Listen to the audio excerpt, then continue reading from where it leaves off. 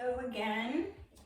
This is the third video in the hip opening series. And I wanted to mention that in Iyengar yoga, you start your practice with standing poses typically. You may not do any standing poses during a practice, but if you're going to do standing poses in the practice, then you start the sequence with standing poses, and that's why this hip opening series starts out with standing poses, and I think there's 2 more standing poses we need to do. The first one is called Prasaritta Padottanasana, and I'm going to read to you what Mr. Iyengar says about it. Prasaritta means expanded, spread, extended. Pada means foot. The pose is one where the expanded legs are stretched intensely. And it is a forward bend, you'll see. But because your legs are so far apart in this pose, I consider it a hip opener. And I want to tell you the effect of this pose, which I could tell you after I do it, but since I have the book in my hand.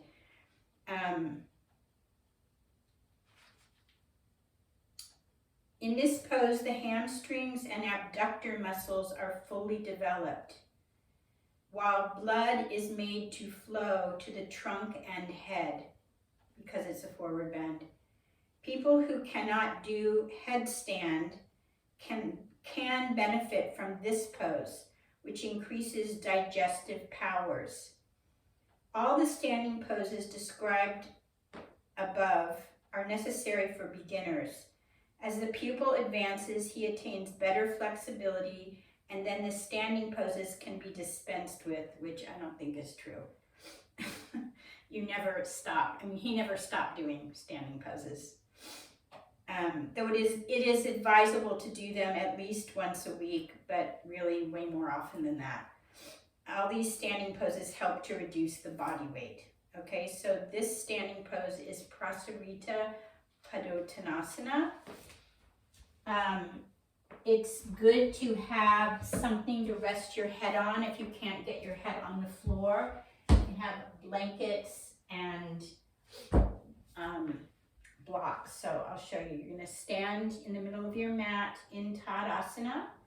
Take your hands to your hips and again reach down into the feet and legs and lift the ribs.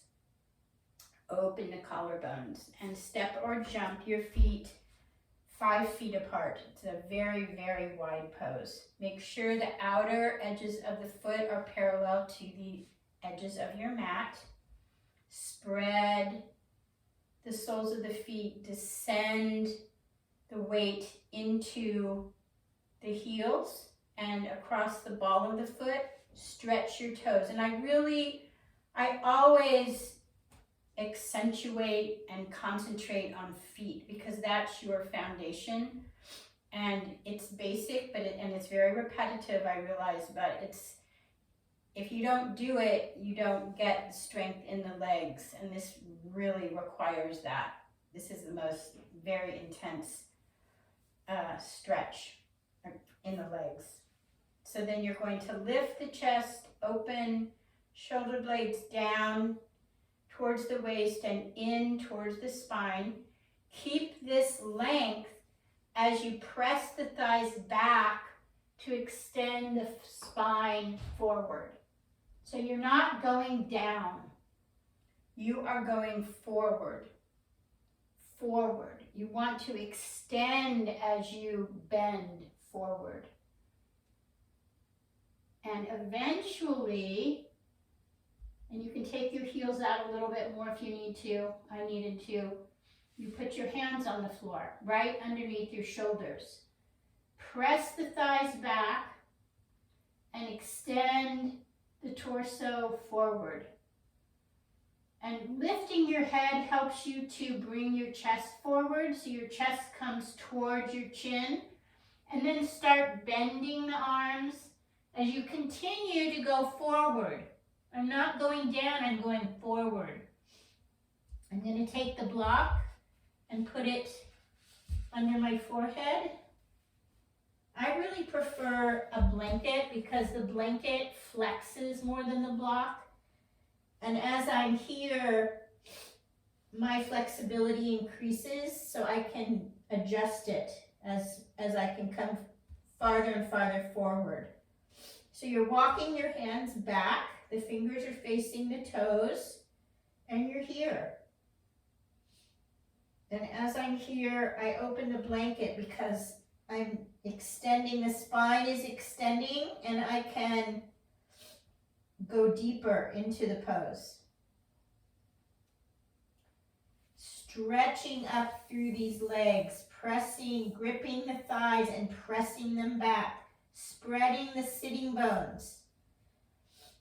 Breathing through the nose, mouth closed, and being here.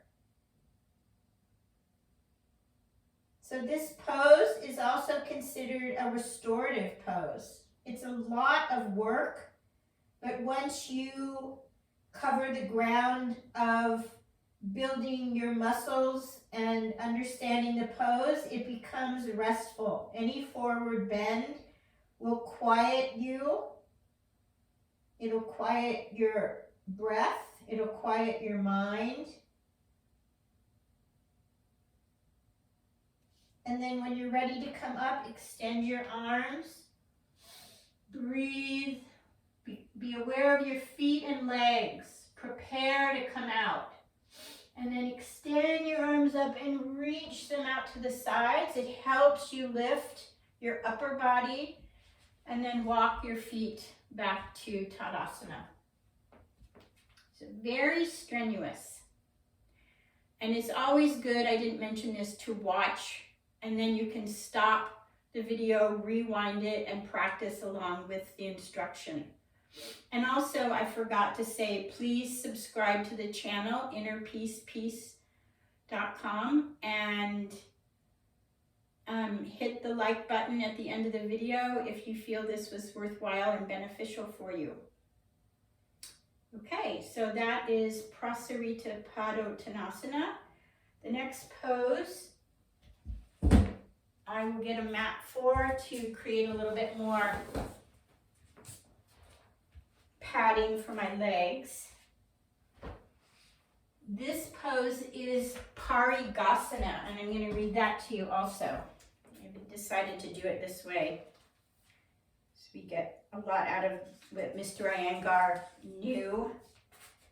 Parigasana. Pariga means a beam or bar used for shutting a gate.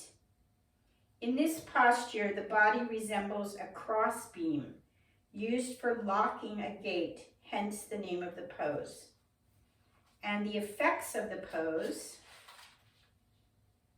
In this posture, the pelvis region is stretched, hence why it's in the hip opener sequence.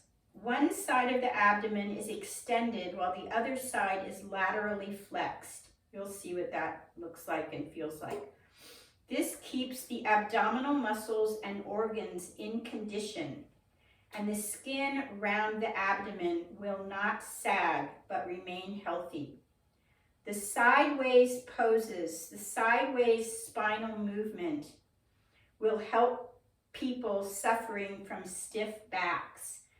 So the other standing poses I've done, except for this one previous, they're all to the side, which means lateral, and that will help backs to become stronger and recover from problems they're having. All right, so here we go with Parigasana. This book is called Light on Yoga. It was written, I don't know, let's see, a very long time ago. It was his major book. It doesn't say, it must say on the next page, on the next. So the latest version of this was 1979, but the first copyright was in 1966. And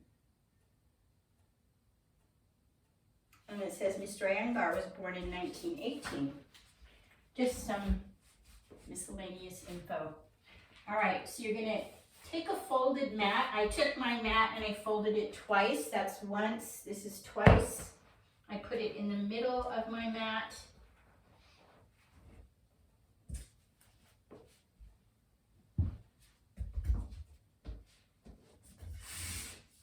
So I'm kneeling.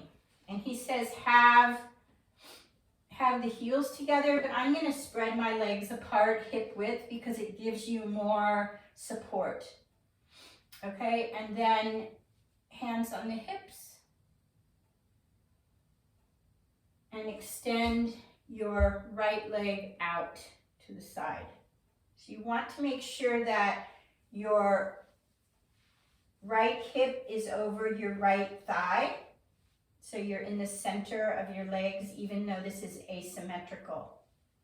Then you're going to extend the arms out and ground through that bent leg shin and reach out over your front leg. Reach, reach, reach, reach, reach. So I'm reaching to the opposite side more. Even though I'm going farther here, I have to counter that by reaching to the back leg, back side. Just like in the standing poses. Bring the hand to the shin, reach the top arm up, and really ground into that bent leg, knee, shin, ankle, and extend that arm over. Reach up into the straight leg thigh. Squeeze that thigh, extend into your foot.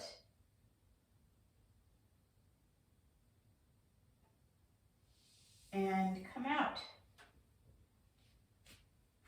All right, I'll turn around and do the second side because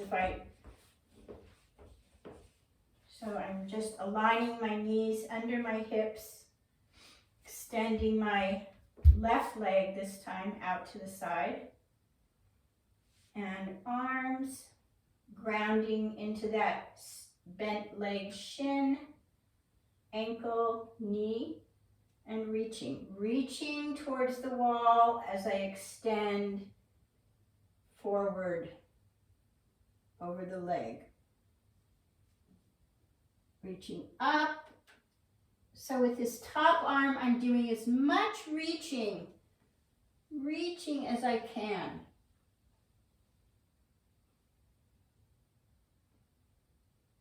Gripping the straight leg thigh, working with the straight leg foot, and reaching, grounding and reaching.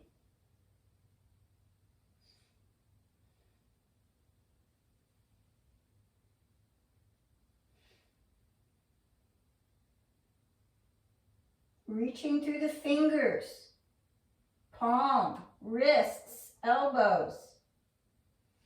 Extend top arm up and reach to come up.